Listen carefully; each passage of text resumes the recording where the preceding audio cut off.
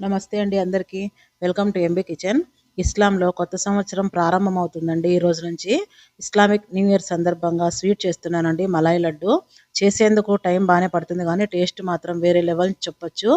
ఎక్కువ ఇంగ్రీడియంట్స్ కూడా పట్టవు, ఈజీగా చేసుకోవచ్చు అనమాట. ఇక్కడ వచ్చేసి 2 లీటర్లు గట్టి పాలు ఇలా గిన్నెలో వేసుకొని బాగా కాంచుకొని ఉడుకుతున్నప్పుడు ఇలా నిమ్మకాయ నీళ్ళు కానీ లేదా వెనిగర్ కానీ ఒక 2 స్పూన్లు వేసుకున్నామంటే పాలు విరిగిపోతాయి. మీకు తెలిసిందే కదండి, పన్నీర్ లాగా అనమాట. ఇలాగ విరిగిపోయిన పాలను ఒక క్లాత్‌లో వడగొట్టేసుకోవాలి. వడగొట్టుకున్నాక కొంచెం మంచినీళ్ళు పోసుకొని కడుక్కోవాలి, పులుపుదనం లేకోకుండా. మనం నిమ్మకాయ పిండి నీళ్ళు వేసుకున్నాం కదా, అందుకోసం. ఇలా కడిగేసుకున్నాక గట్టిగా మూట కట్టేసి ఒక బరువు ఎత్తామంటే గనుక నీళ్ళన్నీ వెళ్ళిపోతాయి. ఈ నీళ్ళు వెళ్ళిపోయే లోపల ఇది మరి గట్టిగా కూడా పోకూడదండి, కొంచెం నీళ్ళగా ఉండాలి పన్నీర్ అనేది. ఇక్కడ వచ్చేసి నేను పాల కుక్కర్లో పాలు కాబెట్టుకున్నాను, మీగడ మందం వస్తుందనేసి. ఇలా మందంగా వచ్చినాక ఒక కడాయిలో వేసేసుకుంటున్నాను. మీగడ చూడండి ఎంత వచ్చింది కదా, పేరే మలాయి లడ్డు అంటే మీగడ అనమాట. దీనికి మీగడ ఎక్కువ అవసరము. ఇలాగా మరుగుతున్న పాలు 2 చుక్కలు కుంకుమ పువ్వులోకి వేసుకుంటున్నాను, ఎందుకంటే లాస్ట్లో చెప్తాను, ఎండు దాకా చూడండి. ఇప్పుడు ఈ పన్నీర్ని బాగా మెత్తగా స్మూత్గా అయ్యేలాగా పిసుక్కోవాలి.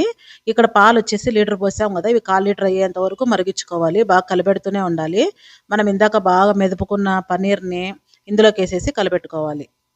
మీరు డైరెక్ట్గా పన్నీర్ అన్నా వేసుకోవచ్చు. అలా వేసుకునేది అట్లుంటే చేత్తో బాగా పిసుక్కోవాలన్నమాట, మెత్తగా సాఫ్ట్గా అయ్యేలాగా. ఇందులోకి చక్కెర వేస్తున్నానండి. కరెక్టే నాకు 1 కప్పు పట్టింది. నేను ఇక్కడ అర్ధ కప్పే చూపించాను కదా, మరీ అర్ధ కప్పు వేసానమాట.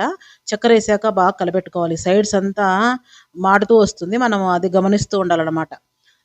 ఇలా గట్టి పడుతున్నప్పుడు చిటపటాన్ని ఎగురుతుంది మిందికి. ఒక ప్లేట్ అడ్డం పెట్టుకున్నాను నేను ఇక్కడ, మీరు గమనించవచ్చు. ఇక్కడ ఇలా గట్టిగా అయ్యేటప్పుడు మనం అక్కడే ఉండి కలపెడుతూనే ఉండాలన్నమాట, ఎందుకంటే తొందరగా రెడ్ అయిపోతుంది, మాడుతుందనమాట సైడ్స్ కింద అంతా. ఇలాగ ఆ స్టేజ్ వచ్చాక ఇంకా చల్లార్చుకోవాలి. చాలండి, అంత మాత్రము. చల్లారాక మరీ గట్టిగా అవుతుంది. ఇలా చల్లార్చుకున్నాక ఇలా గోరువెచ్చగున్నట్లుగానే లడ్డులాగా చుట్టేసుకోవాలి. చాలా ఈజీ అండి చేసుకోవడము, కాకపోతే కొంచెం టైం పడుతుంది. ఓపికగా చేసుకుంటే మంచి మలాయి లడ్డు తినొచ్చు అనమాట.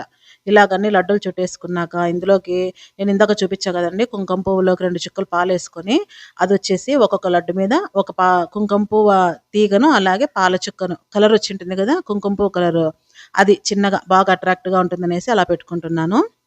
మీరు తప్పకుండా చేస్తారనుకుంటున్నాను. ఇది చాలా బాగుంటుందండి. ఇందులో ఏ కల్తీ లేదు. బయట కొనకొచ్చుకుంటే గిన దాంట్లో ఏవేవి కలిపి ఉంటారో తెలియదు కదా. ఇందులో మీకే నచ్చింది అనుకుంటున్నాను ఈ మలాయి లడ్డు. మరిన్ని మంచి రెసిపీస్తో వస్తుంటానండి. సబ్స్క్రైబ్ చేసుకోండి, లైక్ చేయండి, షేర్ చేయండి, కామెంట్ చేయండి మీ ఫ్రెండ్స్కి, రిలేటివ్స్కి. అలాగే నా రెసిపీస్ ఎక్కడి దాకా వెళ్తున్నాయో కొంచెం కామెంట్ సెక్షన్లో మెన్షన్ చేయండి. Thanks for watching.